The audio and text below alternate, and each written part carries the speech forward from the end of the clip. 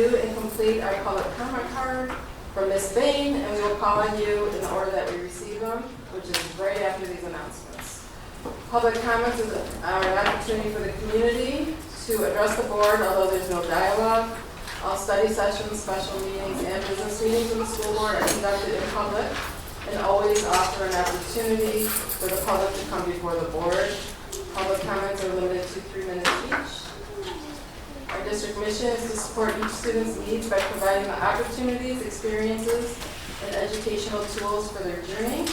Our district vision is that all students will be communicators, contributors, critical thinkers, and collaborators, empowering each for their life ahead. As a board, we adhere to our norms, which includes our social contract, which is that we, 1, be respectful, 2, practice active listening, 3, model our district 4 Cs, 4, make data-driven decisions, 5, focus on the whole district, 6, act with positive intent, and 7, a big reminder, we govern, not manage, we steer, not grow. So item number 2 is our public comments. Right now I have 1 public comment card. If anyone else is here to make a public comment, please see Ms. Bain and fill out a comment card, and we will call you up in a moment. Our first public comment this evening is Rebecca Lucido.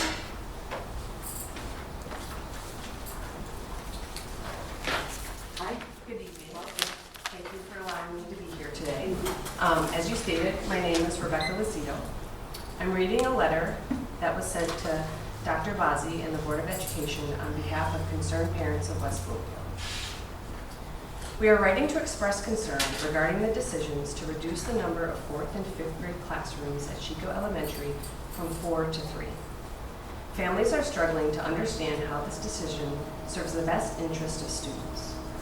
During the most recent school year, the average class size for these grades has been approximately 22 students per class. Reducing to only 3 classrooms could increase class sizes to nearly 30 students. We respectfully ask, how does placing significantly more students in each classroom improve learning outcomes? Larger class sizes means less individual attention, more distractions, and greater challenges for teachers trying to meet the academic and behavioral needs of all students. Parents are especially concerned that students who are disruptive and disrespectful will now be spread across fewer classrooms, creating more difficult learning environments for everyone.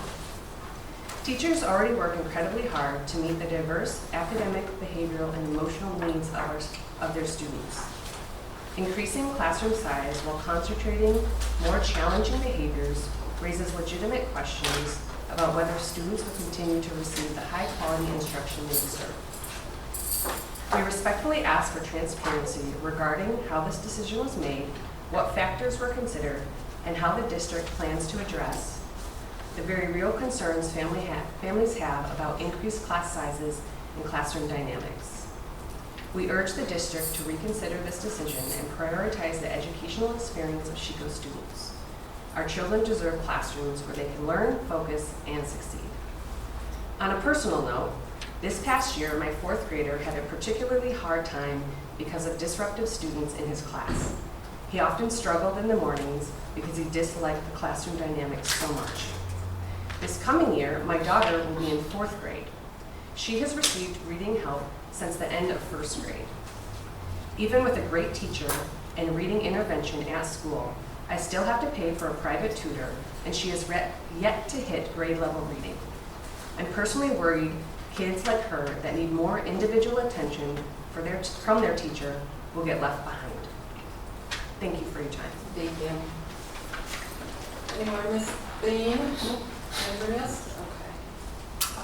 Okay. So we will move on to agenda item number 3, which is our Westmoreland High School Assistant Principal approval, and Dr. Johanna Maracna, Assistant Superintendent of Administration and Innovation, will address the board.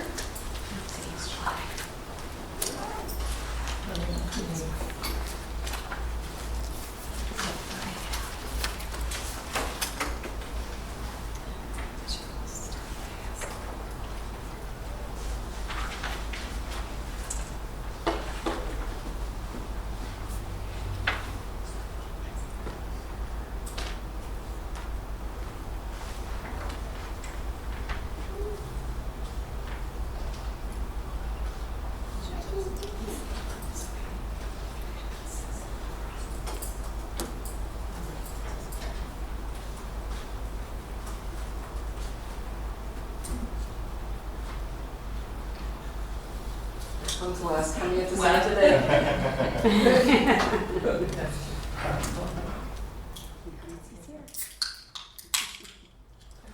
that the best song? Sandy, I should go again. This is the first step, was just so good. What?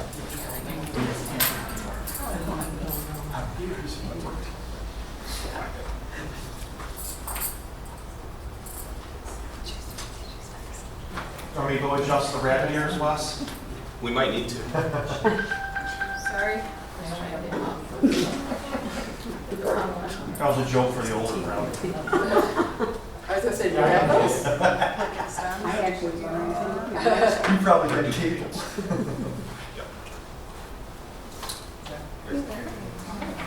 Thanks, guys. Okay. Good evening. I'm very, very excited. We are here today to recommend the next assistant principal at West Bloomfield High School.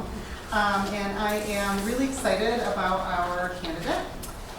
We conducted, again, a very rigorous search. We had a lot of applicants for this role. It included several rounds of interviews, 4 rounds of interviews. An on-demand performance task, an on-site visit at West Bloomfield High School. And Megan Hertzai has emerged as an exceptionally strong candidate for the role of assistant principal at West Bloomfield High School. We are really excited because Megan is homegrown. She currently serves as a science teacher at West Bloomfield High School, where she has held many different teacher leadership roles. Throughout her career, Megan has demonstrated a strong commitment to excellence in instructional practices, which is something that is near and dear to our hearts at the high school level and all levels. She focuses on building strong relationships with students, and she supports and coaches her colleagues. Her leadership experience includes serving as the testing coordinator, which at a comprehensive high school like West Bloomfield High School is a huge job. She's the high school lead mentor, so she mentors all new teachers who come to the building and new to us teachers. And she's on the SEL leadership team, social emotional learning leadership team. She also just recently graduated from the Galileo Teacher Leadership Consortium program, which is a 2-year intensive program to build leadership capacity and skills. And she's a member of many professional organizations as well. Megan holds a master's degree in educational leadership from Oakland University. She has a bachelor's degree in secondary education from Grand Valley State University. And we truly believe that her combination of experience, institutional knowledge, and commitment to student learning will make her the most valuable addition that we could find for our administrative team at the high school. And we all look forward to her contributions in that building. So the recommendation this evening is to approve the hiring of Megan Hertzai as West Bloomfield High School Assistant Principal, effective July 1st, per the team management union conditions of employment. Wonderful. So, board members, I need a motion. Ashley. I move to approve the hiring of Megan Hertzai as West Bloomfield High School Assistant Principal, effective July 1st, 2026, per the team management union conditions of employment, per enclosure 3. Do I have a second? Kirsten. The motion to approve the hiring of Megan Hertzai at West Bloomfield High School Assistant Principal, effective July 1st, 2026, per the team management union conditions of employment, per enclosure 3, has been moved and seconded. Is there any questions or comments? Yes. Does it include those 2 young kids? It does, yeah.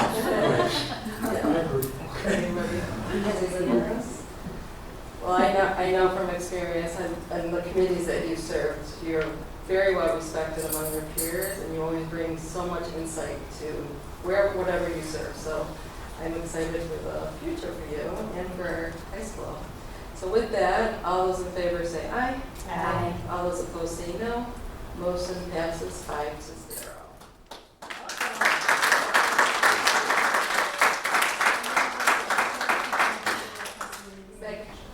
Do you want to say anything? I don't want to put you on the spot, but do you want to say anything? She's like, Have you met all of our board members in the past? So it's Ashley Davis, Nika Courage, Deborah Evans, and Kirsten Douglas. Hello, I'm very excited. I love this district and I'm really excited to get to continue growing in this district and helping others to grow as well. Great. Welcome. Thank you. Thank Bye, you. Bye. Okay. You know they're gonna wanna do photo ops outside, so. Yes. Okay. So the next few items are agenda items. Art is on his way. These are action items. Do you guys feel like we can move forward with them, or would you like me to wait until Art gets here for these voting items? Everybody okay? Like moving forward? He's on his way. I don't know what you guys. Any opinion? I think you should probably wait for probably number 6. Probably Sure, I don't know when Art's gonna be. He's on his way. Why don't we do 4? We'll do 4 or 5. I just didn't want to like pick and choose. Okay, so we'll move forward. We'll just keep going. Agenda item number 4 is our Great Start Readiness Program, GSRP stipends approval. Dr. Johanna Rackle will continue. This is going to be her show today because there's a lot that she's presenting. So you may continue, Dr. Okay, I'm excited to present this because we really value our preschool program for our littlest learners. They are our littlest Lakers, and we are happy because we have an opportunity this year. So I'll give a little bit of background. Last year in August, the board approved the community education wage schedules for 2026 and 2027, as I'm sure you remember. We currently have some additional funding that's available from our GSRP program. And the state is really pushing districts to pay more at the lower levels of preschool. So our plan with some of this additional funding that came through this year is to provide $1,500 stipends to a maximum of 22 preschool employees. And those employees are going to participate in improvement committees for our preschool program. We really feel this will be valuable because it will allow them to improve the programming. So the funding for those stipends is available through already existing GSRP allocations that we've received. There is no impact on the district's general fund. And the use of the grant funds really does align with our guidance from GSRP. So we want to invest in our teachers. We want to support their continuous improvement for preschool program. We know how important that foundation is for our students. We want to create a structured opportunities for employees to be leaders. We have them at many other levels in the district, and it's equally as important for our little learners. And then we want to allow employees closest to the classroom to really shape some programming decisions and guide where that programming goes. We have different preschool sites. We want to make sure that we have consistency across those sites.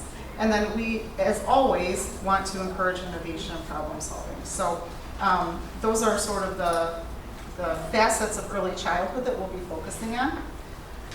In terms of benefits for the program, I think that it will definitely recognize and compensate those employees who are experts in their field. It will increase our staff voice, which is always important, and ownership. And then, you know, we focus a lot on building leadership capacity, and this is one way that we could be able to do that at that level. We also think it will improve morale, collaboration, and the retention of highly qualified early childhood educators, which is important to us. We have a few examples of committees. These are the types of things that they'll be working on: social emotional learning supports, transition planning, program compliance, all of the things on this list. So all of these are important to us, and this will really give us an opportunity to focus on those in a way that we haven't before, and that will be really beneficial for our students. So in terms of outcomes, we're going to leverage that grant funding that we already received. We're going to invest in our educators, and then we really do want to show that we are committed to high quality early childhood education. So, you know, there's lots of ways that you can spend the additional funding, and we can't think of a better way than on our people as a result on our program. So this is what we have for action: approved $1,500 stipends for the GSRP teacher committee work. There's a background and description, which I just went over. And we're recommending that the board approve the use of the available GSRP funds for preschool employee committee work stipends for a maximum of 22 teachers in the amount of $1,500 each. Okay, so it says there's 20, but it's 22 on that. It says maximum of 22. Yeah, here's this person. Oh, approximately. We're going to be Okay, paying, you're we good. think 20, Okay. but just in case So we there's need an another extra committee. classroom Okay. that's added. So on here, the recommendation would be for a A maximum max of of 22. 22%, yeah. So, let's say that, work stipends for the maximum of 22. I'm happy to do that. Okay, do you want to read that, Yeah. Kirsten? Yep, so I make the motion to approve the use of available Great Start Readiness Program GSRP funds for preschool teacher committee work stipends for a maximum of 22 teachers in the amount of $1,500 each per enclosure form. Thank you, Kirsten. Do I have a second? Ashley? The motion to approve the use of available Great Start Readiness Program funds for preschool teacher committee work stipends for the maximum of 22 teachers in the amount of $1,500 each per enclosure 4 has been moved and seconded. Are there any questions or comments? Ashley? Just a question, is this a one-time thing because we have the funds, or is this every year? It's a one-time thing for now. Okay. Anybody else? Okay, all those in favor say aye. Aye. All those opposed say no. Motion passes 6-0. Okay, agenda item number 5 is the lunchroom, playground monitors, and crossing guard salary schedule approval. Dr. Johanna Rackman will address the board again. Okay, I have another action recommendation. That is for wage increases for our lunchroom and playground monitors as well as our crossing guards. These employees are working and they are not represented in one of our collective bargaining agreements. They're hourly employees. And there was a wage increase that was approved for the 25-26 school year, but there was not a wage increase that was approved last year for the 26-27 school year. So the current wage for lunchroom playground monitors is $16.10 per hour, and the current wage for crossing guards is $15.02 per hour. And our recommendation is to approve a wage of $16.42 per hour for the lunchroom and playground monitors, and a wage of $15.32 per hour for crossing guards for 26-27. Okay, do you have a motion? Kirsten? I move to approve a wage of $16.42 per hour for the lunchroom playground monitors and a wage of $15.32 per hour for crossing guards for the 2026-2027 year. Per enclosure 5. Good catch. Do we have a second? Nick?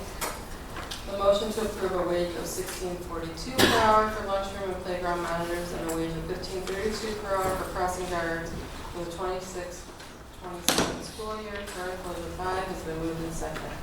Any questions or comments? So what is the actual percentage? It's a 2% increase. 2% Mhm. for both? Yep. All right, thank you. Anybody else? Okay, all those in favor say aye. Aye. All those opposed say no. Motion passes 6-0. Agenda item number 6 is our non-bargaining individual contract approval. Dr. Johanna Rackman, Assistant Super of Admin and Innovation, will address the board again.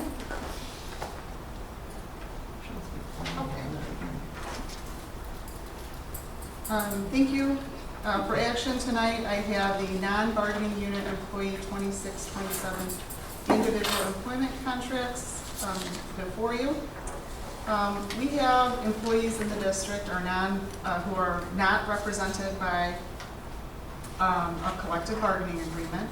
And as I'm sure you remember, the board approved a salary schedule for those members. And that schedule covers those employees who are not represented by a collective bargaining agreement. So these employees work under individual employment contracts that are approved by the Board of Education. On August 11th last year, 2025, the board approved the 26-27 salary schedule. So the schedule has already been approved. The associated individual employment contracts are what are being presented to you tonight for the 26-27 school year. There's a memo that is summarizing recommendations that is attached for you with the names of the individual employees and their titles.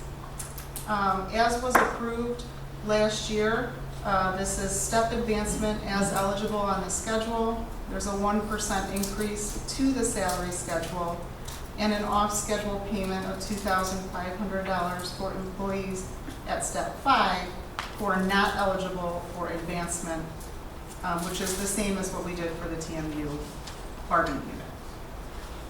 So our recommendation is to approve the individual employment contracts for employees covered by the 26-27 non-bargaining unit salary schedule as presented.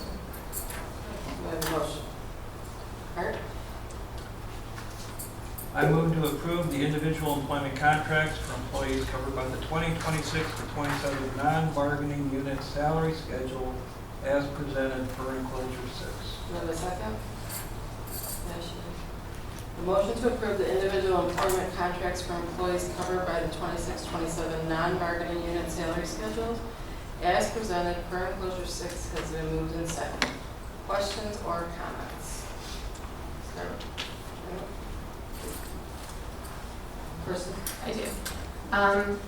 I would like to see this list divided into two. I've said it before. I don't feel that our higher echelon of employees, our executives, should be mixed with those that are not of the executive level. It doesn't say that everyone's not going to get the 1%, but I don't think that we should lump everyone together. Also, I would like to see the superintendent removed from this list as well for a couple of reasons. One, the evaluation isn't with the same group of people. Her evaluation is with us. Also, to approve this prior to her review, I think is premature as well. Okay. Anybody else? Deb?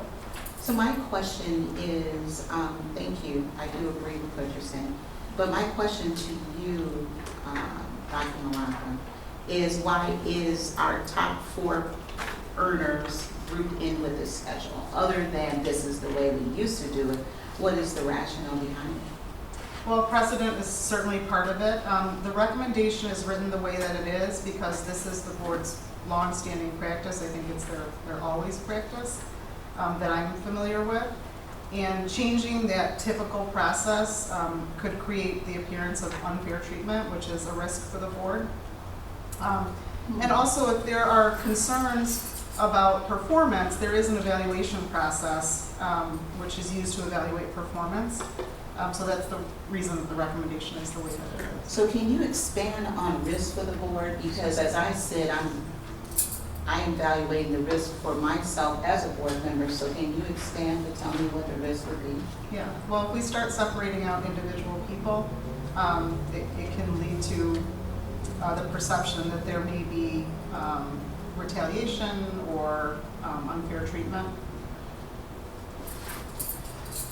Can I ask? So let me finish with this one, Sorry, because sorry. again, like I said, I've been working in human resources about 25 years. So in regards to that, there is a customary practice among, industry, this industry as well as others, that the top earners are always taken out of the salary because there is a different measure and standard. So their performance, and I'm going to use Elizabeth, for example, who does an exceptional job, I feel. Her performance or her job description is different from Dr. Bazzi, although she supports her directly. And so I can go down the list, and again, it is not unusual for any organization, profit, nonprofit, public, private, to take out those higher earners because they are evaluated differently. So I guess I'm wondering, what is the risk and why is it that we continue other than it's just always been done? Because as leaders, my expectation is that we look at different and new ways to do things as we decided that there would be a new wage bracket for those top earners that it wasn't before. So just because we've always done it, it doesn't seem to to fall in line with what some best practices are. So I can't agree with that. So I'm just asking, why would we do that? Because again, we have to evaluate our leaders. You one of those. So, No, we don't evaluate. correct. We only evaluate Danya. Exactly, and we haven't received anything from Danya that evaluates her leaders. So we don't know the summary at all of how well Danya would say that those employees are doing as well, because we don't receive a summary of her evaluation as well. So that seems like another something that is missed. So we're asked to approve 1% again of our top earners, and we don't have any information to say how well they perform from our own employee. It's a miss. Sir? All right, so this resolution is about adopting the salary schedule, all right, on a raise. The contracts. Yeah. It's the contracts. Well, the contracts, which include the salary schedule, let's see. These contracts are for non-bargaining unit people as a whole, so they're brought to us as a whole. All right. Danya would not be asking us to approve these contracts if she hadn't done the reviews and believed that these people should have the contracts renewed. All right, so in that respect, we trust her because she is our only employee. All right. Therefore, I think this is quite appropriate to continue as recommended in this agenda. And again, I'm just going to say, I don't have anything from you, Tanya, that says that these employees should be getting 1%. We don't go to that review process. So as I sit here and look at, we have our top earners, and I appreciate your belief. I'm just talking about substantiating facts. So it takes it out of a belief realm, and it just talks about best practices. Well, you start getting into like trying to look at everybody's evaluation, that's definitely out of our role. That's what I was gonna say. That's not that my suggestion. The thing is, per law, for any non-renewal process by law in the state of Michigan, that has to be brought to a board by April 1st. So if there were an issue with performance of an employee, right, that should happen far before this meeting. So you wouldn't, I know you said, well, we're doing the evaluation. We've had a number of check-ins, which I can't discuss what they are because, right, it's closed session. So, but we've had those discussions along the way, whether it's a board member or somebody on an individual contract. Those discussions are prescribed by Michigan law in terms of protection of the district and protection of the employee on a yearly contract. The reality is administrators work, I work at the pleasure of the board, and administrators work at the pleasure of the district. So if there are the need for a non-renewal or an improvement plan, those things happen far before June, one at the board level, but also at the district level with the employees that report to me. So we've heard the feedback now for 3-4 years. This is the way it's presented. The board, will make the decision in terms, and the board as a whole, I work at the pleasure of the board, and we will do what we're asked. But again, June 8th, I think if I had an issue or a board had an issue, I think it would happen far in advance of June 8th. The contract's, June 30th, so.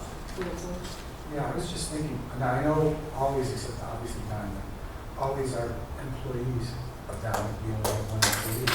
So if we start getting into the evaluation of all these other contracts, isn't that going into the steering, not rowing? Rowing, we're rowing instead of steering. I knew what you meant. Thank you. So mine was just splitting it and then presenting them in 2 ways was my recommendation, not asking for the evaluations or getting into the weeds. They're 2 different pay scales is how I see that. And when we're having talks about budgets and being fiscally responsible and making sure that we are looking at all the components, I've seen us cut busing for school of choice. I've seen us combine middle school and high school, things that actually touch our kids. I heard from a community member that we're reducing a classroom in 2 grades. Those are things that touch the kids. And so when times get tough with budgets, it's not the teachers that are gonna be, should be impacted. I'm sorry, but it's the upper CEOs, CMOs, CFOs that might need pause for a year and then get right-sized possibly if it's back. And that's where my concern is that when we lump them all together, the ones that actually touch the students, that's where my concerns are. I think in this, though, the truth matters. We're talking a 1% raise. On average, the teacher salary schedule is between 6 and 8%. We are not taking, the majority of our raises won't even save one position. And so I will say, you want to take mine away, take it away, but my employees who work at the cabinet level work 15-hour days. We work 7 days a week. And, you know, I wish I could offer them more. And that's the reality of the situation. But we always, leaders eat last, and trust me, this reflection, as you look at comparison to other bargaining units, are far behind. It's so easy to pick on people at the top, which we get, you know, that's the way it goes, and that's why we're in leadership. But, you know, I think the facts matter in this particular case in terms of the mischaracterization of, you know, we are making sure that we're taking care of our bargaining units ahead of ourselves. And if you look at the actual amount, if you add up the 19 people, it's not putting the dent. You know, if I felt that it could save a program, I think a lot of people would really consider that. I just wanted to say one more thing though. Danya, your comment on leaders eat last, I think that will correspond with what Trustee Davis is saying, because she's saying take out the leaders and separate them so we can see that versus, and you specifically yourself, because again, we have a large number of people in here that are supporting, you know, the very statement that Kristen is saying, is that to separate them out so we can see who's in what bucket and who's in another bucket. And again, industry standards, again, nonprofit, for-profit, all of those typically sort out the top earners. So the only thing we're saying is, you know, I'm saying is be consistent with, you know, what industry says so we can see, and again, leaders eat last. So we can see those leaders and put everyone else to another schedule. We do that, though. The salary schedule is broken up by the 19 people, right? There's salary schedules Within the agreement that were approved last year, that if you are a supervisor, if you're a coordinator, just like in the teacher's contract, you have a salary schedule, just like in the team management union, if you're a high school principal, this is your salary schedule. If you're Oakland Early College principal, this is your salary schedule. The 19 people are broken up into a salary schedule. Now, when we come before the board next year, and we might say, we would like to make adjustments to this particular salary schedule, that's where it's done, which, when those salary schedules were created, again, Eric Whitney, our former deputy superintendent, looked at industry standards, but it's not all lumped in together. It's not just one size fits all. That's where the breakdown occurs, just as you would see in any other bargaining group. The differences were not. So that's, again, that's where the recommendation comes from. And I think we're getting repetitive. No, I actually have a question, because I actually noticed that Dr. Johanna Maracas, it says deputy superintendent. Yeah, that's included. I put that in the past 3 weekly That you were updates. considering it? I didn't know. I said I was recommending it. Got it. Well, again, that does a cost save. Right now, her former position is, what I included in my update is the other positions on a pause, right? Until we reevaluate where that is. So rather than keeping her in her current position and filling the HR position, she's doing both jobs right now in one with no compensation. And she is doing both, trust me. So that's, and I put that in many updates. Well, and just because you brought it up, I have a concern for that, because we would not be designing all these fabulous new programs and bringing, like, the middle school advanced track, I forgot what it's called, though, without the leaders at the top being able to do all the work to implement these things. Those things will not get done. So I would be don't be so short-sighted about, the future. I take exception to that because it's not being short-sighted, it's asking to break up names. Sure. Because as you had mentioned, I think that is clearly understood by me that there's different schedules. It's just a matter of, again, having this person, because maybe we want to say no to this group or yes to this group because of our $4 million deficit. So it's not a lack of understanding that we're on, the parties are on different schedules. It's just a matter of presenting them different. That's the only request I see on the table.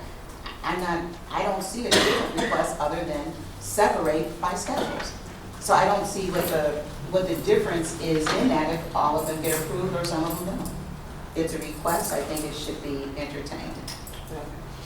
I think when we have a fund balance as high as we do, not giving some people raises would be highly problematic.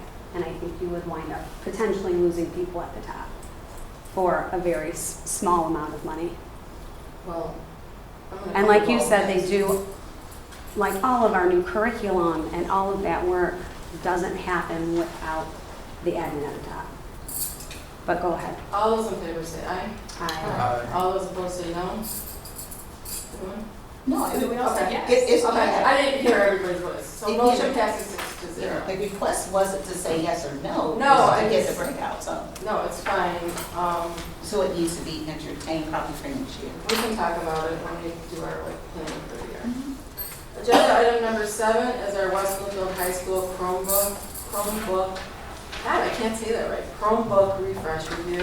Mr. Wesley Prescott, Director of Technology, Open Schools, will address the board. Hi, Good Wes. evening.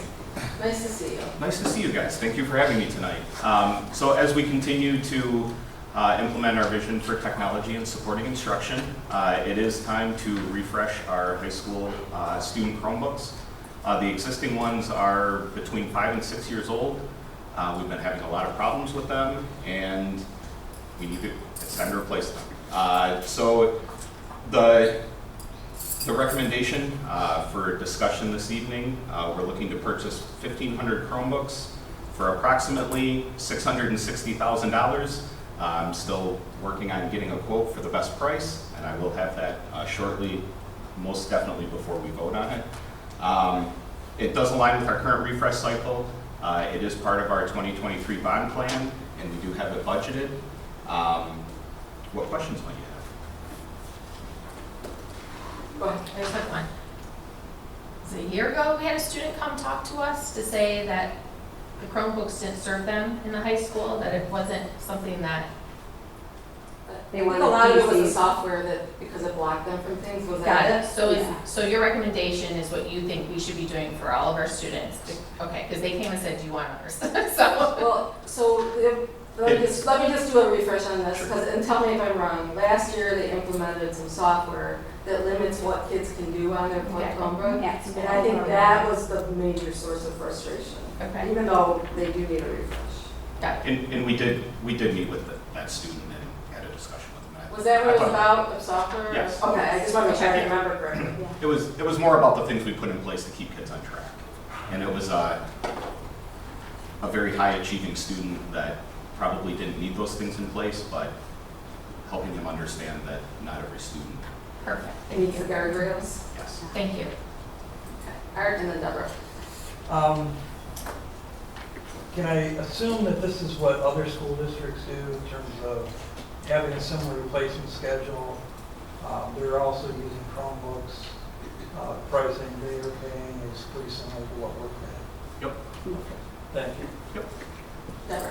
So I have a question in regards to the 1,500. I know that has been the standard. Has there been any surveys from students or teachers to really assess the use of Chromebooks? Because I know as we continue with, AI and different technology and things of that sort, it's what we have done, is it what we need to do? And has there been a survey to really look at our data? Yes, we have looked at data with usage, and they are used the majority of the day. Most days, most teachers have LMS, I believe it's Canvas here, that they use to deliver their instruction daily, so they are necessary. Thank you. Anybody else? Actually, just a quick question. It says refresh. Are they brand new Chromebooks or are they? Yes. Yeah, refresh means it's a new cycle. For us, We okay. just hold That's what I back. thought, but I just, And as soon as I get the quote, I will include it, I will send it to the board Is it ahead like of time. We Ramsey just couldn't or get, is It is, yes, it is, but it's the one that we're looking at to get it in time. It's part of the catalog discount portion and not necessarily the exact device that was awarded. So that's why it's taking a little bit longer to get a quote. I've been going back and forth trying to get done. and they'd all be in by the beginning of the school year? So just Members for are knowledge right for the now. board, when we go out for bond dollars, whatever, like, I know there's construction projects, but there's always like steps along the way to refresh and cycle through like technology and upgrades and that, so we always call them refresh. So that's. What happens to the old Chromebooks? They get recycled. Recycled where? We have a couple vendors that we use for e-waste that come and take them, and every now and then we'll get a little bit of money back from them. Okay, so we'll look forward to that. That's for 2 weeks. You're Yes. in time for 2 weeks? Yep. Okay, so we will have that ready. All right, thank you, Awesome. Wes. Thank you. Have a good night. Thank you, you guys as well. Thank you. Agenda item number 8 is our 2026 spring enrollment update. Dr. Johanna Marakna, Assistant Super Admin. Well, I guess I should call you Deputy. Will address the board. Okay. Thank you for having me again. We have our customary spring enrollment update for you. As you can see, and as has been predicted by the study that we had commissioned, enrollment is lower this year than it was last year. That's expected. We know that there are lower birth rates and there's a population loss in the entire region, actually in the entire state, for many reasons. Lower birth rates, during the pandemic, families moved, etc. All right. In terms of elementary enrollment, we have our enrollment at each building here. Doherty's at 409, Chico 503. That's a drop from last year at Chico of approximately around 30 students. Greshko is at 349, and our magnet program bolsters our numbers a little bit at Scotch, but it's still around where it was last year. So we have a total of 494 at Scotch. 83 of those students are in the magnet program. All right. In terms of our SOC count, we have a comparison from the previous year and then from this year. You can see we're trending about the same amount, a little lower in certain grade bands, but we do have the numbers here for you: 532, 341, and 476, for a total percentage of 39, 34, and 27% of each of those grade bands. In terms of our students, for residents, you can see we had 225 resident enrollments at kindergarten this year, and we really try to look at how many kindergartners are enrolling and how many seniors are graduating. So right now we still have more seniors graduating than kindergartners who've enrolled. So we're looking for that to level off in the next couple of years. You can see that we also have quite a significant amount of non-resident and tuition students, and most of those are employee students who choose to bring their students here to the district, which is wonderful. So you can see our percentages then at the bottom is a percent of schools of choice for each of those grades. And then you had asked last year, so I included it in this presentation for the additional data last spring. So this is this data. So for each of our individual schools, you can see the totals here for a school of choice. So we can see both by grade and by school.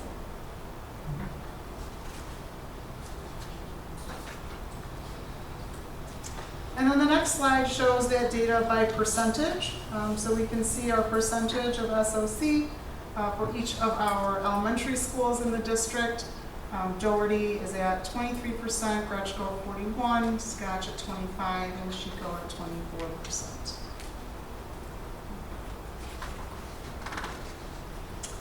For our magnet students, we look at where they were in second grade. And so we currently have third, fourth, and fifth graders in the program.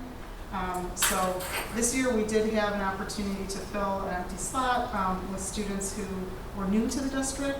So you can see that one student at the bottom came from outside of the district from another school.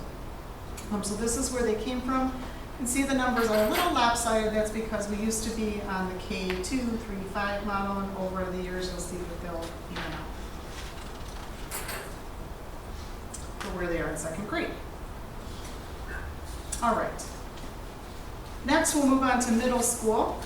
Again, you can see our non-residents and tuition students in that second row, residents in the top row, our schools of choice students, and then a percentage for each grade with an average for the school at 34%.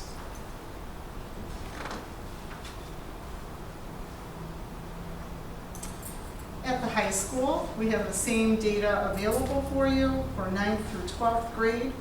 Our total percentages are at the bottom. 39% is our average.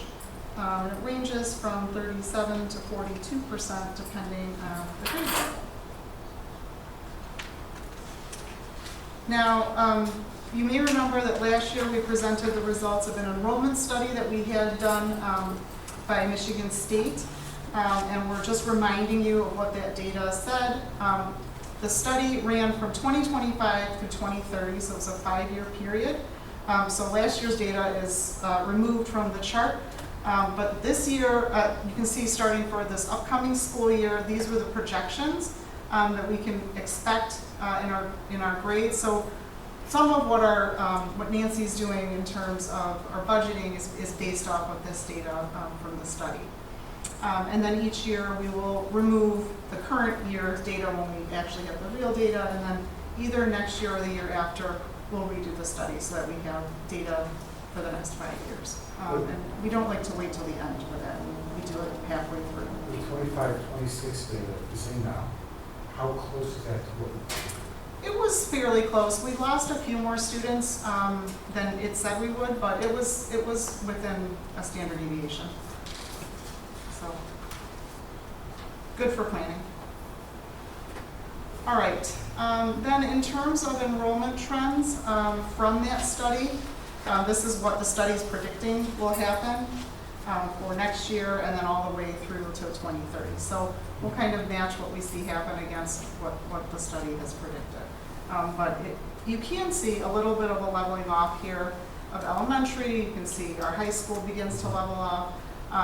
It's predicting that the middle school goes down a little bit. We've actually, in the middle school, seen a little bit of a different trend than the predictions, and I think that's because of the building of the facilities. The facilities are, new facilities are something that not all schools have, and they're very attractive to families. So it's not an increase of school choice because we've limited school choice in Correct. middle school. This is about Residents. residents Yes. coming to the district Coming that to were the not district. previously in the Correct. district. Yeah, and we present those in the fall, every fall too. I think Kristen and Deborah, you both raised your hand. Yeah, thank you for that slide. I really do appreciate that breakout, so thank you for that. This slide right here, question. So if we're seeing both elementary and high school plateau and kind of level off, what are they saying is the reason? Like, I hear you when you say the new school. Well, wouldn't that increase because people want to come to, that's what I keep hearing, is they want the new school. That's what but we've seen. This line is going the other way. That's Because just they're a just looking study. at birth This rates is- and what's currently here This is now. just the study. So then what we're doing is to work against the study to make it better than what the study says. But weren't birth rates level off too at the high school So, level? I guess so what they're saying is where everything, tell me if I'm wrong, is that we don't take a lot of school choice in the middle school, so they're not, it's not bumping up any middle school numbers. It's just using the current data of who's in the using the schools current- now, right? It's using the current data and trending, Like the third, fourth, and fifth grade now. yes, and birth rates Yeah. in the area, which are predicted to fall. But those So kids we- would already be born. Right, that, I'm following what you're saying. yeah, so I'm not understanding, then with the school of choice, currently we have 34%, right? That's, But they weren't brought in But they weren't elementary. brought in the middle school. Most of them came They from weren't elementary. new to the middle school. Because we only offer those few at the Like middle 20 school. slots, 6th or 8th or something like that. Right. got, oh, I Right. see, what okay. I don't I know see how So that. there'll, okay. there'll always be a school of choice student, but that doesn't mean they just came to us. So they come, we only offer those few those few, It's like 10 or Slots. 12 or 16 or whatever. yeah, it was very low Those- this year. I can't remember Okay, this so you're not getting that bump like you do like maybe in the high school or elementary, obviously, because you can do multiple Correct. grades. The only thing I can think of is those grades maybe already had lower, Well, like they, kids of that they, age they do. in that year may You have can been s- lower. You can see But that that was, here, we only had 225 kids who were residents enrolled this year. So in a few years when they're in middle school, there's less than we typically have had. it's in 4 years, right? Yeah. And also, and I just want to highlight it, because the kindergarten, that's also 2 transitional kindergartens. Yes, there's always So extra that's sections 2-year of kindergarten, kindergarten, yes. yeah. Yeah, So it's really not even that number. correct. Yeah. So they're counted as kindergartners, but they come twice. See, I know that we have transitional, and there's 2 years, so it's, So there's usually one on the north and one on the south. right, so So we say come- like the 300 is actually 300 Like 25 of those and kids. 25 of them come twice. So that, yeah, so Hypothetically. right, so you can assume that they're also in the next section. And Okay. then those ones move down.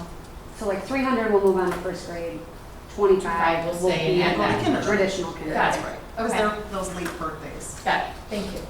usually late in the summer. Ready to come out. Thank you, sorry. Go get it out. I was understanding. You could get lost in the video, so that's good. Yeah, Deborah? So speaking of data, so enrollment trend new study. So again, if we're looking at this 325, then the percentage of school of choice children in the 325 would be what? Well, that will depend on what the board votes on for slots each year. So Scott will bring a recommendation to you each year for the number of slots, and then you'll vote on it. And then if those fill, then we can calculate the percentage based off of that. Okay, different question. For number 5, in the 5th grade, the 294, what would be the percentage of school of choice then? Well, again, that would depend on how many slots are filled that year. This is just a prediction from a statistician. If you go to this one, it gives tells you. It tells So, you, yeah. yeah, so So my for this point- year, we have the percentage. That's Yeah. the slide. So that's the reason why I'm asking, when we talk about the percentages, my next question is, because I saw the chart, Yeah. thank you so much. But my next question then, because we have such a high percentage, 34% is 1/3 of our schools, school of choice. So that's a high number. So for us to maintain, we continue to need that 30%. And one of my friends was saying perpetuity, right? Or else we would be losing revenue dollars. That's kind of like how the math works out, right? So for our enrollment trend news study, I'm trying to figure out, of these numbers that we have here, how and if we have maintained that 30% level, because we have to maintain 30% of our revenue intake per pupil. To maintain the same number of students, Yeah. right? Yep. So that's my question. So no matter what the data says for our resident population, because again, our residents aren't filling our schools. School of choice is filling 1/3 of our schools. That's evident on the chart that we have before this. Yeah, which is 25 of 28 districts in Oakland County do school choice. I'm just talking about this You'll see meeting right some here. of all I- But to answer your question, you're right. The board could decide to reduce the number of slots and Right. have the percentage go down. Well, Exactly. Can I add on to that? Well, I haven't even finished my All right, go on. question. And so what I'm asking in this enrollment trend new study then, were the numbers for 26, 27, 28, 29, the numbers that we have here, the 325, 314, 309, 308, would those be residents, or is that a projection off the number we already have that includes school of choice? Because pure residence numbers are 30% lower because we have 30, or almost 40% lower because we have 34% or nearly 40% school of choice. So my question on these trend studies, what number is included in here? Is it based on our current projection, or is it based on only our resident projection? This is based on both, resident and school choice. So the Starting with 325 number is based on, yes, but it doesn't, school of choice doesn't work exactly like that. It doesn't mean that because we're 34% school of choice, that means there's 34% less residents. Now, we do live in West Bloomfield, and, you know, the reality is that with school of choice, people have choice. And with private schools surrounding us, people have choice. But we are monitoring school of choice to make sure that if, let's say we see an uptick in residents, yes, then it's easily, you decrease school of choice that year. But it tends to happen with about a year delay. Let's say we see an uptick in resident enrollment, then the next year you would see a decrease in school of choice numbers, which in the fall presentation, we show you that we have decreased school of choice slots over the past 4 years. So they're intentionally to make sure that, you know, we're operating at kind of a maximum efficiency within the district. So we do, when we look at the school of choice, we're recommending slots that have historically, they've went slight, except for this last year, I think we went up 5 slots or 10 slots, but historically we've seen that. Now, data is beautiful because it always converges to a mean, like it converges to the truth. And that's why you tend to see us sit right around 34%. It's consistent because the policy around school of choice has been fairly consistent. So you have not seen dips and, you know, peaks and valleys as it relates to school of choice percentage. And so, you know, so the numbers, again, these enrollment studies are used just to have as much information, because you really can't predict the number exactly, but you do these studies to get an educated guess on what is enrollment going to look like over the years, so that there's for budgeting purposes, so that there's not a great surprise. Because we know if enrollment, if we have population loss and we see enrollment go down by 100 students, there's a loss of revenue attached to that less 100 students almost immediately. I mean, it's pretty much in that fiscal year you'll see it. So we use this to kind of give us the best information possible at the time. But that's how schools are funded, which is unfortunate, because if you lose 50 students across pre-K-12, you lose the funding, but you might not necessarily be able to make staffing adjustments. Like if you lose 10 kids across 3 grade levels, you can't, it still costs the same to heat, light, educate students, but the districts see a loss of revenue, which, you know, like I said, we've seen the population studies of Oakland County, and it's just where we're at as a state. Well, that's the reason why I asked the question, because as we go into our budget season and we go into looking at, you know, again, we'll be pretty shortly really diving in as much as we can. I think it would be very helpful for me at least to see, again, the resident population in the school of choice in this enrollment when we talk about a trend, so we know what the levers would be, or perhaps in what year, so we can almost say, hey, you know what, resident population, again, we have those that are going to go to private or public or whatever, but we will know our purest number within West Bloomfield, and for those who have made a choice to come in and, you know, in school with us, if you will. So to me, it would be helpful so we can see that, so we can almost kind of take a look the best we can at those numbers and then converge them together. So that would be helpful. Yeah. Do they give us the study with like the separating residents from the school of choice? Do we have those? Quite, I don't.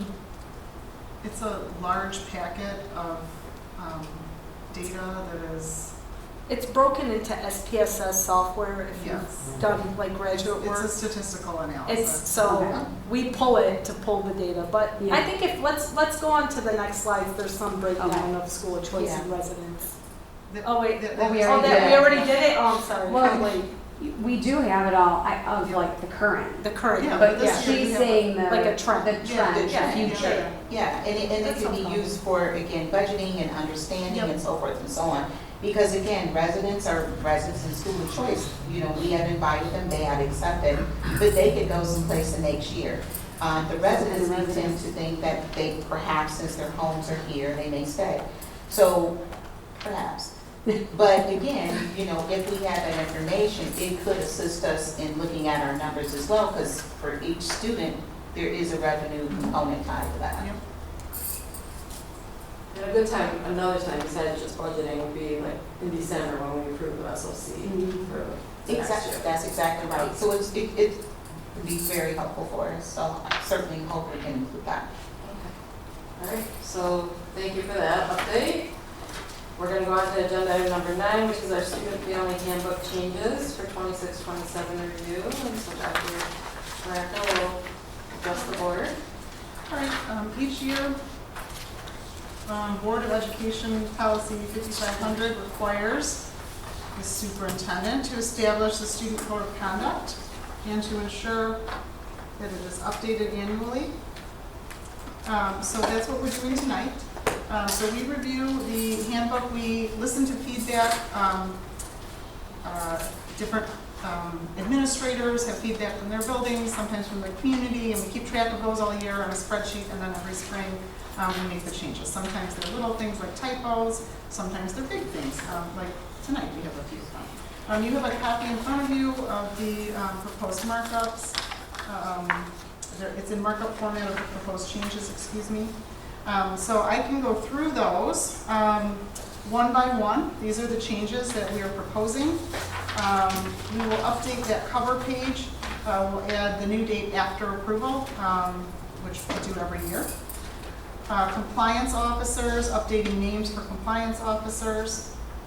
And then on page 2, there's a welcome from the superintendent. Every year Dr. Bazzi writes a new welcome, and we include that, so that is an update. The next update is on page 7, and those are all changes to our addresses, because we have students who are moving from different schools, and to our leadership at those buildings. So those are updates to those. I think our largest change this year is our updated student dress and appearance updates. Ms. James led a district-wide committee who came up with and she did a really wonderful job. There was parent input, student input, administrator input on that student dress code and appearance code. So you can see the changes for those, and that was this is the recommendation that she's bringing forward. We have some language about our search and seizure processes. Parking is a privilege in our parking lot, so we just wanted to make sure that that was clear for our high school students. The high school parking lot can be a wild place, so That's a warning. I'm just saying. Then we also have updated language. As you know, there's new cell phone legislation. So we have also had a large work group in the district that included administrators, student, and parent feedback for electronic devices and unauthorized recording section of the handbook. So we have updated language to reflect the new cell phone policy and guidelines. And those are going to be implemented starting in the fall. We've had some communication go out from Andrea already, but we have all the communication ready for the fall, as well as our staff training slide decks for the fall. Birthday celebrations, on page 33, we removed the word toy. There was a discrepancy between the birthday flyer and the code of conduct. Students are allowed to bring small trinkets like pencils or erasers or those types of things for their birthdays to school. So we wanted this to reflect what our actual practice is. Each year we update the income eligibility, and Andrea Grove sends that over to us from our nutrition program. And then the child nutrition program also just has a title change for the supervisory component of that program. I did want to note that the pages are listed here, but when we take out all of the edits, they may shift back up. So I did note that. This is what they are today. So we will be, and there is a link as well to an electronic copy of the markups. So we will bring this, you have time to review, we'll bring this to the June 22nd board meeting, and we'll be recommending to approve the student and family handbook for the 26-27 school year, and that will be as it was presented tonight. We also include this in our return to school packets that we now send electronically in the summer. Great. Just a quick question. The child, where am I? Free lunch program, was that changed at all? Or I thought there was some talk in regards to the lunch program and every student able to receive a lunch. Is that? That is still the case right now. There's also some other benefits to the free and reduced lunch program, like reduced fees for athletics.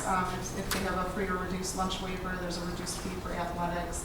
Testing maybe. Yep, there's a reduced fee waiver for college applications and for state testing for the SAT and the ACT. So do students still have to apply for free lunch? No, the free lunch it's free lunch for all. But if they need any of those other reductions, then they fill out the application. It's just called the free and reduced lunch waiver, right? Yep. But it covers applies all. to everything else. So even though right now the state pays for the food, Yeah, that's the still state what does it's not called. pay for all those other things, so they still fill it out. And then that lunch form, I don't know why it's called the free and reduced lunch form. It should be called the free and reduced income form or Right, something. or That's something. how That was it's all. called. just for We're just trying to figure out kind of where we are with that, because it does say free meals. I thought everybody Yeah. did. Okay. But I think historically, we like people to apply anyhow, because there might be additional grant money and things like that. Well, it is that are tied to to Title those I things. funding, so it is important. And it is important for athletes. We have many athletes who fill it out for that reason. It's also really important for our seniors because they're applying to so many colleges, and for families that need it, it does provide a fee waiver for the application. So is there some place in the handbook that talks about that specifically? That comes from the counselors at the high school, Okay. and they do a whole bunch of sessions on FAFSA applications and how to apply And for those sports waivers and things of Yep. that sort? Yep. Okay, because I know I didn't see it here, so it's Yep. just, So that goes through those programs, and they have parent nights and their own communication. Yeah, Andrea also includes it in our newsletter at the beginning of the year. Yep. Because like they said, it's very important that people fill out that waiver, because if our percentage goes down and it's not, people assume, well, I have the free lunch, so I don't really need it for anything else. And that percentage comes down, With it's the at-risk funding. It's tied really a lot to at-risk as well, and that's where it can really hurt us if, so we usually really at the start of the school year before, basically October is your time frame where people fall off your numbers.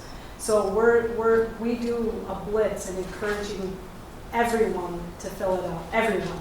Even if you think you're not going to, please fill it out, because it's important, one, for them in terms of the services they can get and the district overall percentage. and yeah, because that's what I was thinking, because I thought, free lunch was gone, so everyone now is encouraged. Yes. Okay. And there are a few But just- different ways to be certified. There's something called a direct cert, where the state sends us people who are receiving other benefits, so we can directly certify them from the state. And you And let then- them know on a one-by-one basis? Yep, Okay, and then there's a that's all I family was certification wondering. process with the Okay, form. all right, thank you. Great, thank you, Johanna. I'm going to give you a break for a minute and go over to agenda item number 11. It's our selective roofing repair review. What about 10? Transportation renovation. Oh, where? Where, did I miss something? Transportation. 10, we're on 10. Oh, I missed it. I didn't think. transportation renovation, sorry about I'm that. not used Living in the to future. sharing this much screen It's time. only 560 pages. I think I just didn't type it on something. I moved up here pretty quick. You You did good. You're doing a lot better, Jamie. I'm moving pretty quick now. Yeah. Okay. All right. So back in the March board updates, I had indicated to the board that we were working, our whole team was working on a project to transform and do some improvements in the bus garage. As you may or may not know, there's 80 employees that work out of the transportation department at the bus garage. It is Grand Central Station all day long. People coming and going. It's really the critical hub for our transportation. We transport thousands of students a day, and so it's a very busy building. We wanted to address the infrastructure issues, and I'll talk about those in a second. There's a lot of deterioration of the facility because it does get used so heavily, and we wanted to improve the employee workspace environments. It is very selective, this project is. As an example, the dispatch and offices are in good shape, so we're not touching those. We'll talk about it when we get to the break room, but there's new LED lighting in the break room. Those are gonna stay. So we're just doing improvements that are needed. So we did work with our whole team when we held a public bid opening for this project on May 29th. What started this whole project is we have continuous sewer backups in the women's restroom. And we had a company come in and camera the lines, and there's a big belly underground, and that's what's causing all the backups. Everything's getting stuck there. And so we frequently have to jet that building out. The issue is we have to rip up the floor and dig down 4 to 5 feet to hit the sewer system so that we can make these repairs. So this actually is kind of a major repair when we talk about the women's restroom. The other issue with the bus garage is most of our building, all of our buildings have multi-white masonry, and what that means is you have a block wall, then you have water vapor barriers, and then you have brick. The transportation building is a single white, which means it's just CMU. So the issue is that concrete block is naturally porous, and what we're finding is that water is getting into the block, and it's efflorescing, which means it pulls the lime out of the concrete in the block, and it's making all the walls bubble inside the garage. We've analyzed the roof on that building. The roof is fine. It's the water coming in through the block, which is an issue. And then if you can imagine, our bus repair bays get a lot of use, a lot of wear and tear, and the building really hasn't been updated since it was built other than the offices. And then the last thing I want to talk about is the overhead doors. The original project didn't include the overhead doors, but as we started to look through all the systems over there, the doors are starting to rot. There's 9 of them. They're very large commercial doors. They're 12 by 13, so they're fairly large. And so we wanted to include that in the project, so we did bid the doors as an alternate, which we'll see in a minute. As a side note, the men's restroom was completely renovated in 2018. For whatever reason, they did not do the women's at that time. So we definitely want to address this. And like I mentioned before, the office is still in good shape, so that's not part of this project. That building is used continuously throughout the year. In fact, now is the busy time as we get the fleet ready for the start of next school year. So we're going to be working with the staff there. We've already had a few meetings on it to discuss when this project would get done if it gets approved. And it's going to be similar to like what we've been doing with our lighting projects, where they'll come in at night and do the work and have the facility ready to work for the next day. And then we'll try and hit some breaks with some of the work. Going through some of the visuals, I mean, obviously they have old fixtures. This is in the women's restroom. The fixtures are leaking.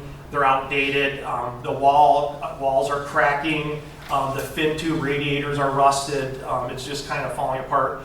When we look at our bus bay, I mean, if you think about it, we have 3 mechanics. They're the top, I would argue, in the state. We regularly get top scores, either 100% or very close to 100% on every one of our annual MSP, Michigan State Police bus inspections.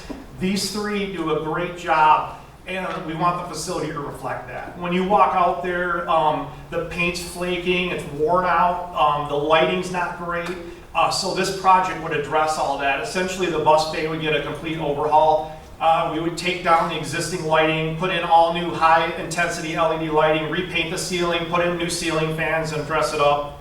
When we look at the floor, The floor would receive an industrial epoxy. It's not the kind you buy at Home Depot and you sprinkle some flakes on top of it. This is some serious stuff to coat the floor. And then when we look at the railings that go all the way around that bus garage, I'm sorry, but that's Vassar's school colors. We're not orange. I mean, so we want to instill some That pride. was safety orange. No, it's not even related to safety. It's just, it was a decorative accent, so we're going to sand that down and make that Laker green and give that space an overhaul. I didn't even have to put any comments on this. This is our 3 mechanics work out of this office. I mean, look at the picture on the left. It's not great. And you want them to, you know, they do such a great job. We want their space to look good. So this room would be repainted epoxy floor. Our bus wash bay, same thing, epoxy coating all the way around and redo it. We're not going to paint the ceiling here because it's in good shape, but the rest of it's going to be done.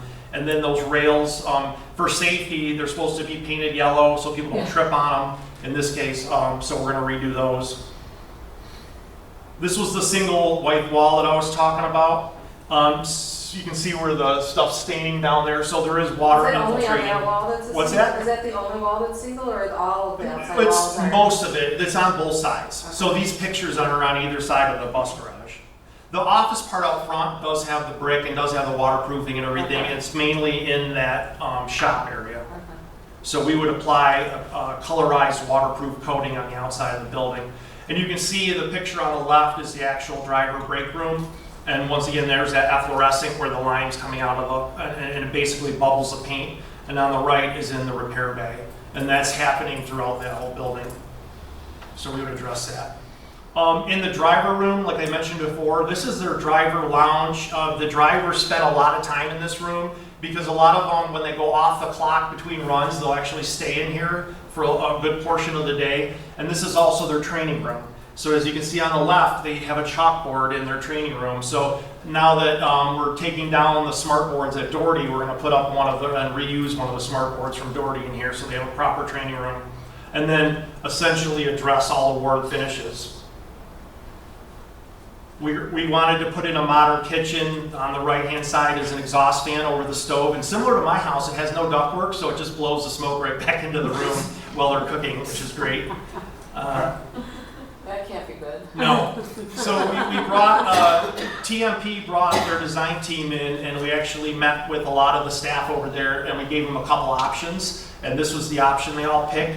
So they have this really beautiful American Olean tile, which is it's similar to our school color, but a little bit more muted. And then one of the walls will be painted the school color and stuff. So we're really going to dress that room up. And we're also going to give them a full kitchen with a couple of new microwaves and things. And we're also running a water line to the coffee maker, so they don't have to sit there and fill up the coffee maker. If you can imagine 80 people drinking coffee all day long. Does it have more than one refrigerator in this Pardon? building? With 80 people there, is there more than one refrigerator? No, they only have the one. So that's something we can take a look at. But they haven't complained about it, but it's... Open it and then you can assess. Yeah. I'm not Open the going to open fridge. it. Okay. I'm not doing it. How packed is it? And then this is a look at the overhead bay doors. As you'll see, there's an alternate on there. These are all original with the building, and they're approaching 35 years old. So they have a lot of mechanical issues, but they are starting to corrode away. And those get used continuously throughout the day, all day long, up and down. This is a view of outside. In the upper right, all of the window frames are cracking on pretty much every single one of them. And this is another door down below where the wheels are starting to rust and the bottom of the door is rusting out. And then outside and inside the building, we're just going to replace and repair worn finishes. There's a handrail system that goes all the way around the transportation office, and this is the start of it as you walk in the front doors. So that would be ground down and repainted. And then inside the office, you can just see the amount of traffic. It's sad and it needs a little TLC. So we're going to address all those finishes. So they would get fresh paint, new ceilings, new floors in the hallways and in the break room area. Ott put together a project cost spreadsheet. Back in, I think it was April, Tyler from Ott came and did the bond presentation. And on that spreadsheet that we've been carrying $600,000 for this project as a rough estimate. and the project came in at 617, the base project. Now, we did add in $19,000 for new furnishings. Wasn't part of the original concept, but when we started to look at it, the tables and chairs in the driver lounge are pretty rough. So we'd like to replace those. And then the doors came in at a little over 113,000. So that portion would be carried under sinking fund. So the total project cost right now is at like around 746. But like I have done in the past, we're in the process of vetting all the contractors, and so there's a big asterisk there that could go up or down a little bit. As you can see, AUK has already put in their second low bidder on a couple and third low bidder on one. That was before we even interviewed them. We saw a few things on the bids coming in that didn't look quite right, so we like to be conservative. And so right now, we're interviewing everybody, and we'd like to bring this project on the 22nd. Okay, so the alternate, just refreshing the alternate, it was the garage doors? The 9 garage doors. The 9 garage doors. That's all that's in where that the alternate. That's where the major. Yeah, so it's the garage doors, and then you'll see there's 79, 75 for electrical to redo the motors and everything. They're gonna have all new motors, do All electrical. like the safety where you. press Yes, buttons correct. and They'll all have the safety strips on the bottom so nobody gets crushed. that. Great. Anyone have any questions? Yes, Ashley. So if we are planning on like renovating this to make it look really nice, is it safe to say that the district plans to keep the bus depot right where it is and not move it somewhere else? Yes. Okay. I just hear people sometimes question if we're I mean, gonna put it in. that is a Eagle Harbor. purpose-built facility, and we have a very large fleet. Yeah, And you have very, very expensive bus hoists in there to operate on these buses. There would be no reason to move We it did all the anywhere else. gas tanks on No, the no, 17 bound, so there's, again. I it's so figured that was the expensive. answer, I just, Yeah, those lifts are It might like be. 300,000 Yeah, each, and we it's- have 3 of them, so so. it's there to stay. Yeah. I had the pleasure of seeing what this looked like 20-some years ago, and it hasn't changed. No, seriously. And I had the chance to see this last week, Mhm. and this stuff is rusted, this stuff is old, it's disgusting. The break room has not changed. And, we need to retain bus drivers, and no offense, but most of the bus drivers, are they not women? Majority. And the ladies' restroom is from, When we did the I wouldn't med, go I there. remember I'm searching back in my memory, and it was really because they had flooding issues. Mhm. It probably wasn't the same kind of thing, but It might have they been. didn't go far No. enough down. They didn't go far enough. Yeah. But these people that work here will really, really appreciate this. it's night and day. It was just, and I did go there to check this out. I just happened to go because I wanted to see the pontoon boat that we were talking about. And that's a whole nother story. I've been speaking there for an hour, so got my tour in my eyes open. Right. Anyone else have any questions on this person? I have a couple questions.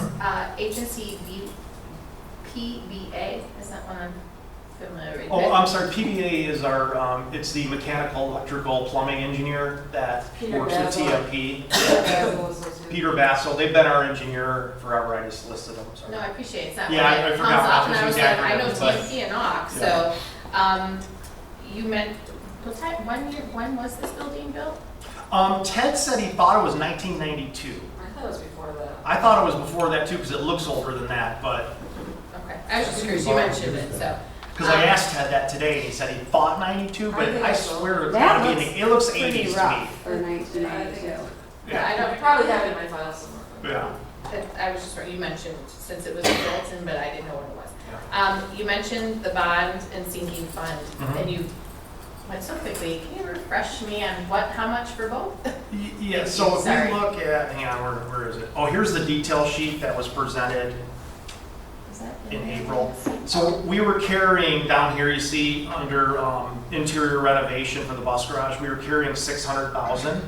So the base bid right now, with the big asterisks, is they all have to be vetted, is 617.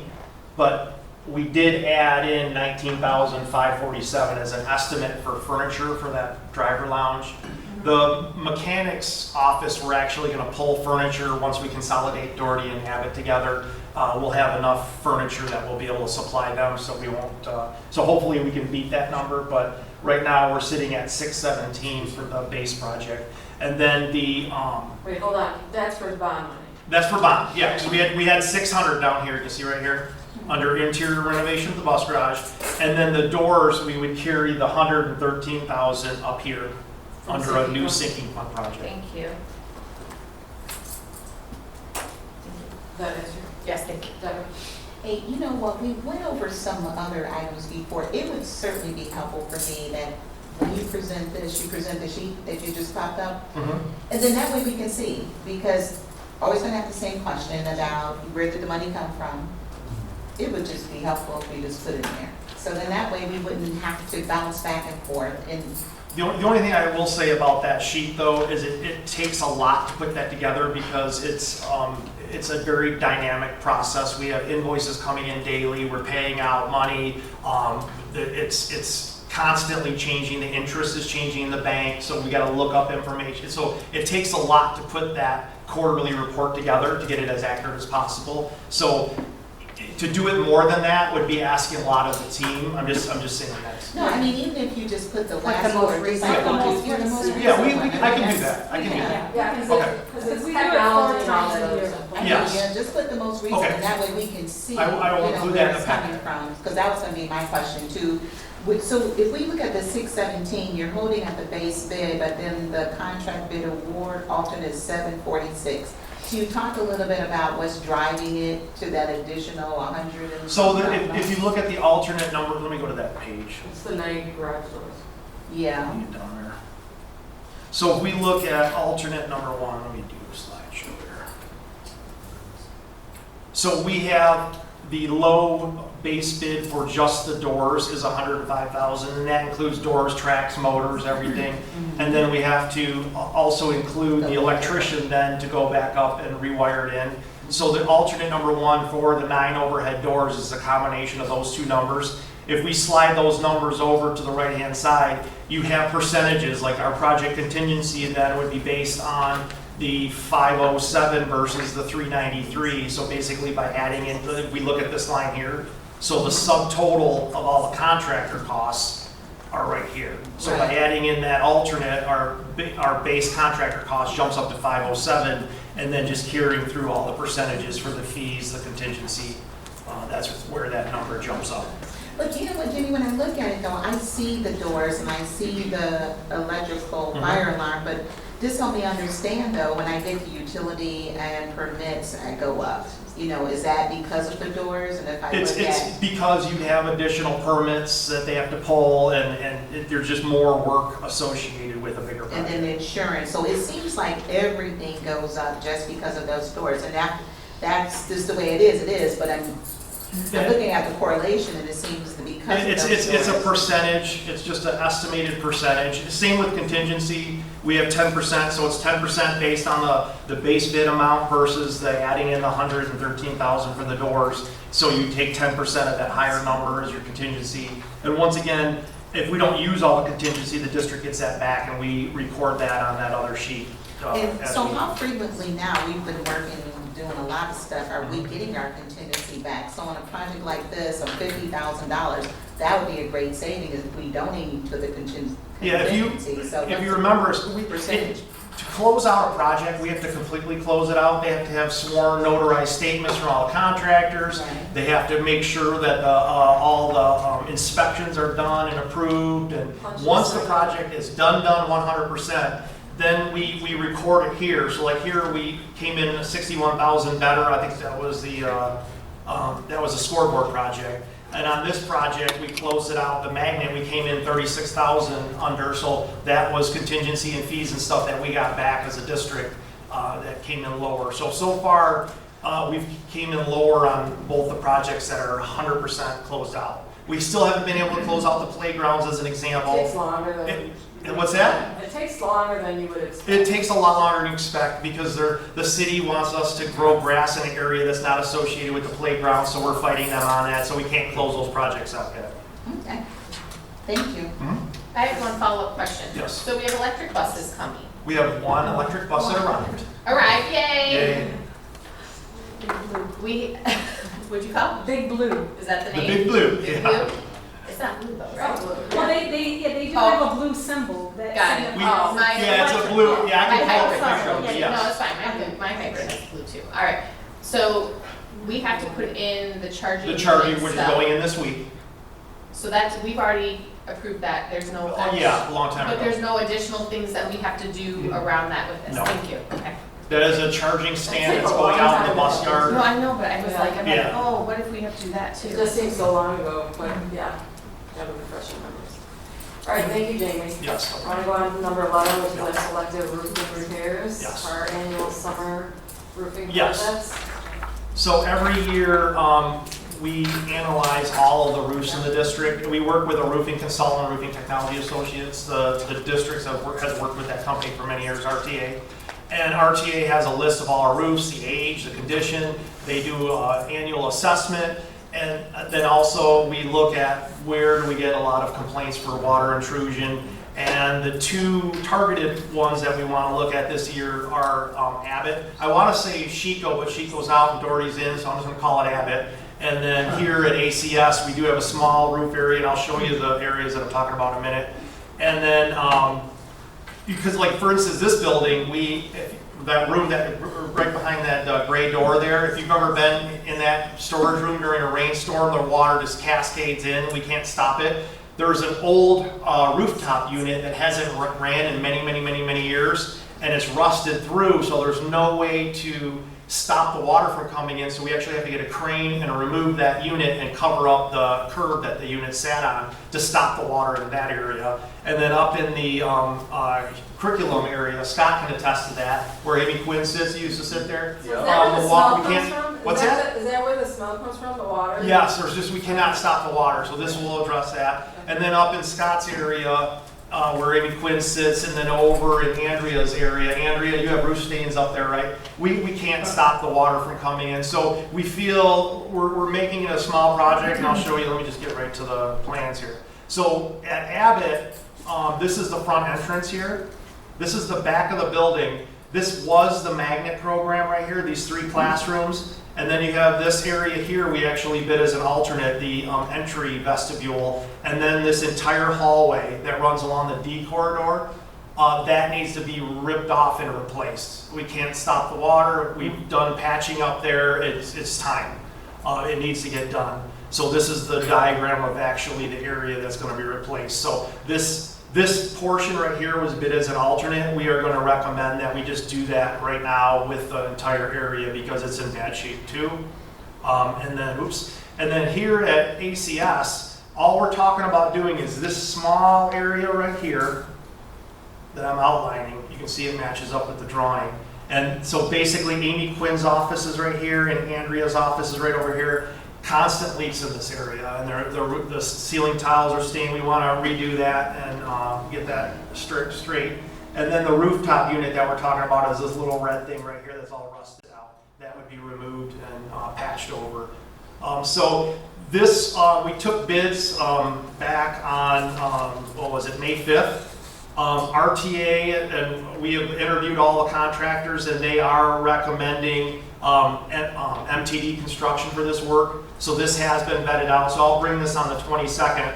But the total estimated project cost is $220,816, and that would be coming out of sinking fund.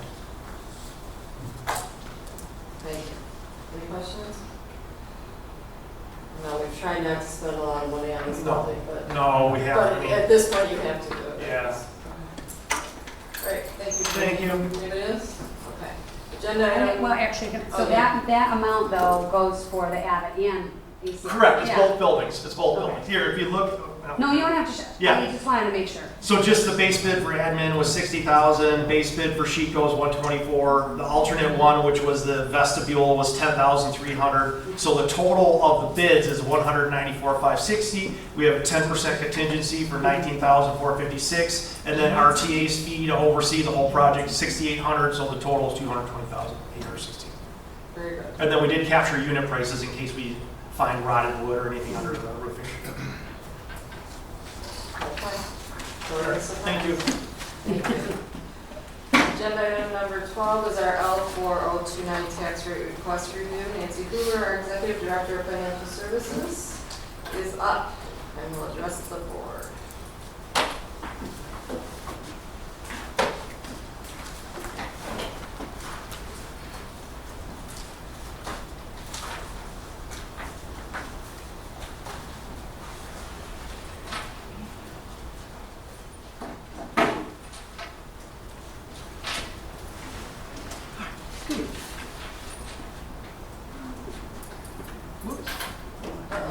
There it It's is. fine, Take it just back. when you move it, it's gonna.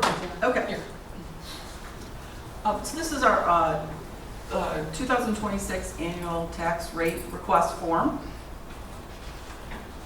As we're going down,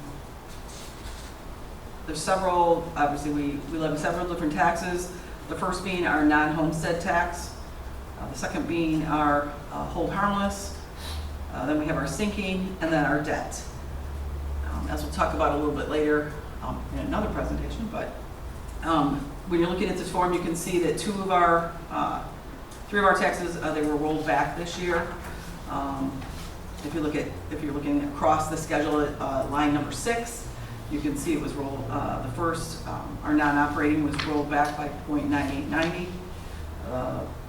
The all operating was .9913, and again, sinking was also .9913. Debt is never rolled back. It is not a subject to Headley. Our total debt millage is remaining the same at 6.15. Our operating is at 18, which is what we are legally allowed to levy. That is our max. And our hold harmless is 1.2404.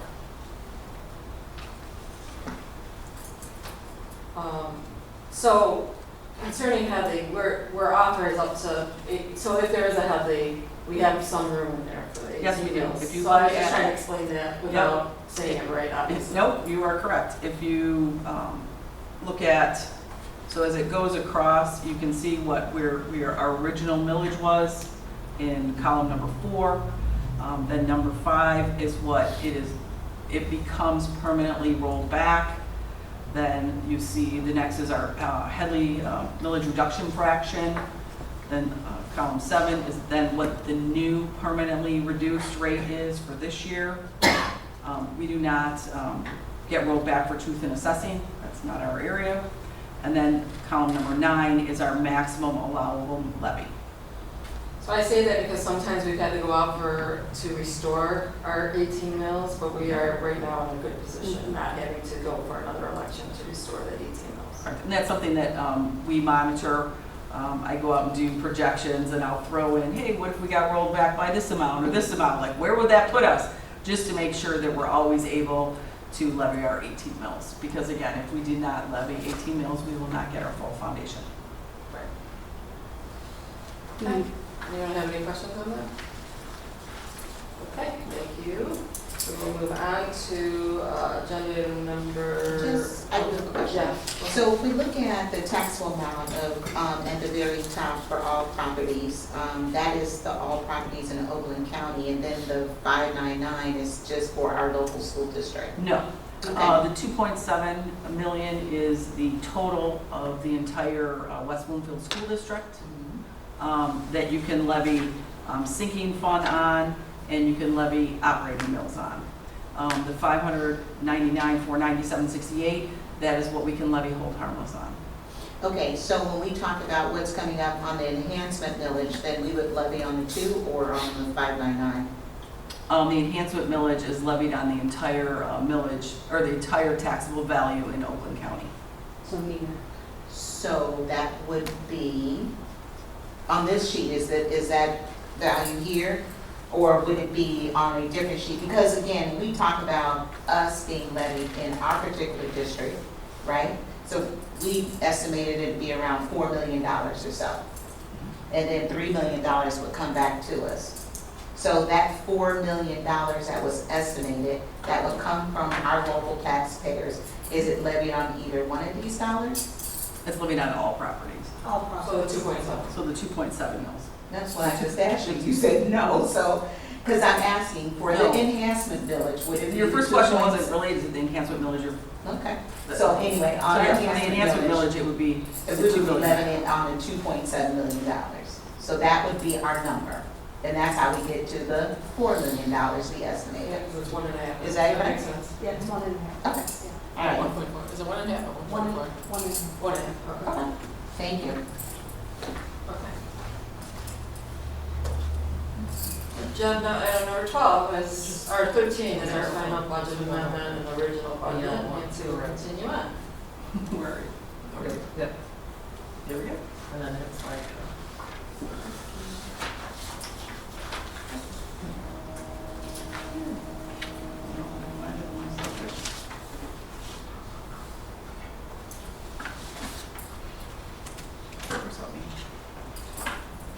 Mr. Hall? So this is just some additional information that we're adding this year that we haven't passed out in the past. We're not going to talk about, this isn't something that we're going to talk about tonight, it's just additional information for you to look at. So review this, and then if we have any questions on it, we'll send them to them. Okay.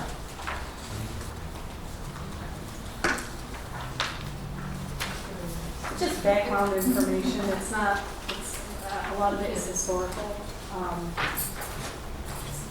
Nancy has heard kind of questions and comments throughout the couple of years she's been here, and just wanted to kind of see if this was helpful as we get ready for the budget.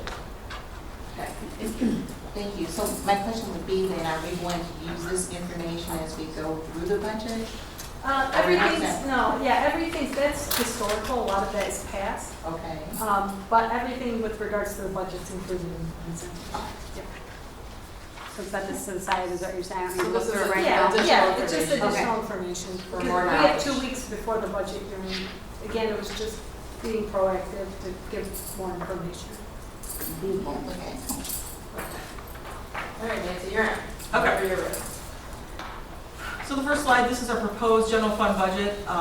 It includes our proposed amendment number 2, as well as our estimated proposed budget for 26-27. If you look at the proposed budget, we are updating that and moving from, in Amendment 1, we had a deficit of 3.9 million. We are updating that to a deficit of 2.4 million, which would bring our fund balance as a percentage of expenditures to 18.43, percentage of revenue to 18.97. A lot of this, as you can see, if you look at the revenue line, we're moving from 80 million, just over 80 million, to just over 81 million. Some of those increases, we received some additional federal dollars that we were not anticipating. We also received some additional Medicaid dollars. Medicaid's a little bit hard to predict. We're never really sure how much we're going to get from the ISD. We ended up this year receiving quite a bit more than we usually do, so that's exciting.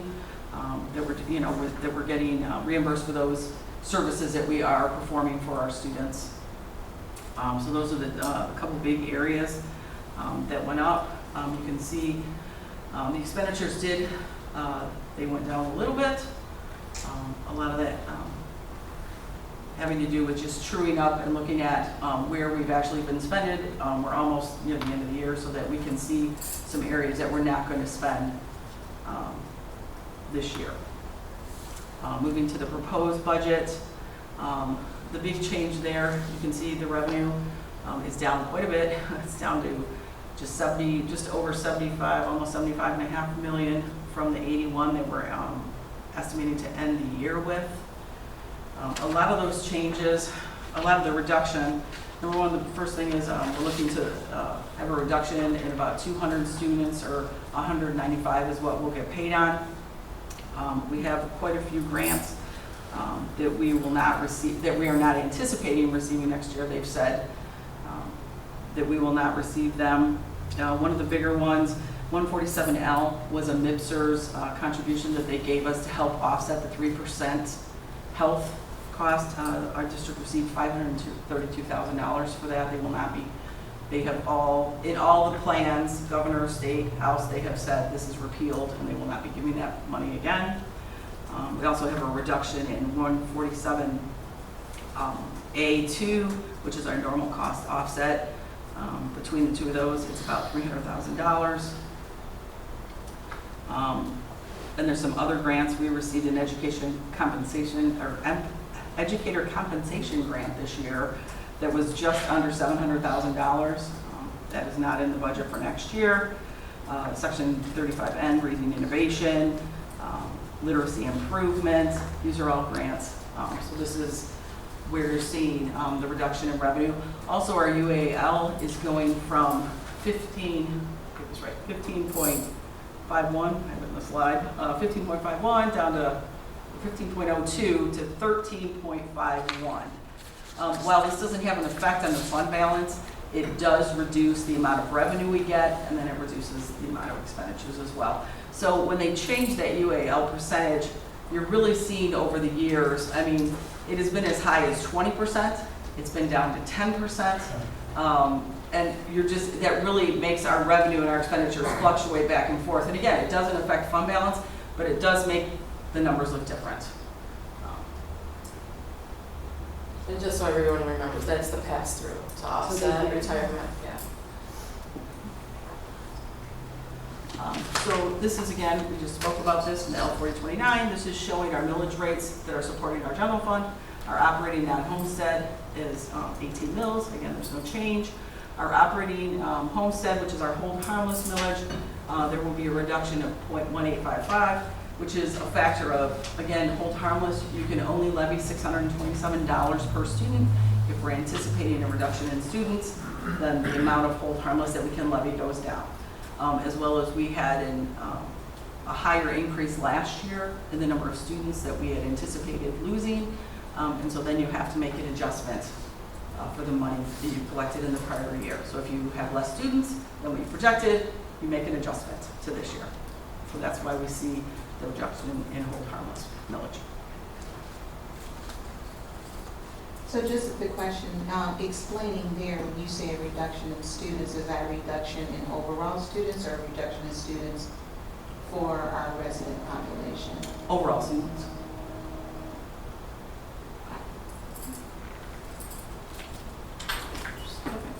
So this is just a slide showing our enrollment, trying to show this before, and our projected amount, 4289, that's projected of what our fall count will be, which is why you see 200 instead of, and that's just total, that's total FDE students, not actually what our blended count will be.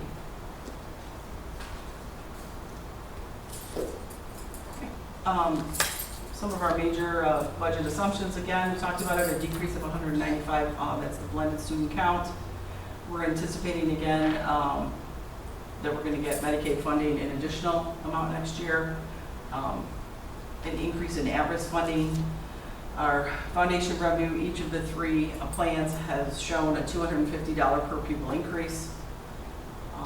Our PA-18 funding, while our spending in special ed is going up, as a percentage of the county's spending, we're losing ground a little bit. Like from the ISD. From the ISD. So when all the other districts go up more than we do, we don't, even though we're increasing, our share of what we get goes down a little bit.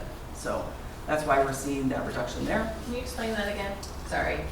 It's part of the formula. So all the other, so there's a formula to generate that lets you know how much P18 funding you get. Part of that is based on your total expenditures, but then they have a pot of money, and then it's your percentage of what's allowable, and our percentage of the total has gone down. Is it for a smaller district? Yeah, it's because we're a smaller district and we're in declining enrollment. That's fine. Okay, I just was thinking like, wait, why would that be affordable? Okay. Yeah. And a lot of the other districts, the ones that are growing or have a higher special education population. Or they have more center programs for special ed, so that they're. That comes off, that always comes off the top, so unfortunately. And then, as we talked about, our UAL decrease 15.02 to 13.51%, and then they eliminated our 147L4, the 532,000. And so, can I just point out, that's a big hit, because if you remember a while ago, employees paid 3% for healthcare in their retirement. They removed that requirement, and basically they told us all, in a sense, you get a 3% raise, but don't worry, districts, we're going to cover the cost. because it wasn't codified into law, as we all, everyone, even at this board table, advocated to our local representatives and senators that this is going to be where they say, okay, we're going to cover it, and then as soon as they don't, because it's not codified into law, now they're basically saying they're going to eliminate that. So the cost that was really on the employee to pay to get retirement, to healthcare and retirement, that most of us were paying, some of us were paying, depending when you started, they paid for it last year, and that's it. And that was promised to be paid. So they have not finished their budget. Again, I would really urge people to connect with your local representatives, because that was promised that that would be covered by the state. And now it would be covered by the district. By the district. No, it's So it's still not the Right. employee. Like, if they're not going back to the employee and saying, well, you gotta restart paying the 3%. Now that they're basically saying the district has to cover those costs. And right now it's showing repealed in all three plans. Like in all three budgets that have been presented. Pretty much, yes. This is why we don't like line items. We wanted it in per pupil limit. So my question would be then, just to take that a little further, because this is a benefit for the employee. Correct. Okay. Yeah. So when we talk about, Yeah, small amount. It's the old timers like me. New timers, unfortunately, the state took away all All of the it. healthcare retirement, which that's a bigger issue. It's why it's Right. harder to get people in the profession, but yes. yeah, right, Yeah. but we do have a significant number of seasoned. Thank you. I appreciate that. Mature, seasoned employees. Well, my point here is though, I think when we talk about a total compensation package, which is what we talk about in the work world, right? This is a benefit that we now have to pick up, but it continues with the employee. So again, when we talk about, again, raises, we talk about all kinds of packages, you know, do we then introduce this total compensation view? Because this is a great expense that we will be covering in our books in perpetuity, as some people would say, or this is a legacy cost. Unfortunately, districts don't offer the retirement package. The state does, and unfortunately, any new hire, it won't apply to Right. them.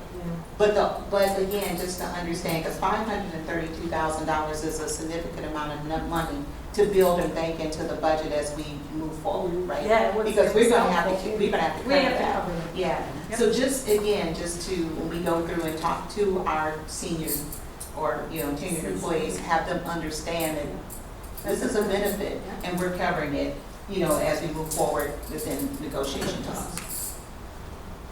Agreed. So under expenditures, again, we have negotiated staff increases about 1.9 million. Our custodial contract will go up about $26,000. Staff reductions, transportation reductions, about 1.5 million. We'll have a slide, we'll get to that in a minute, talk about that. We have an increase in property casualty, that's an estimate of about 10% increase.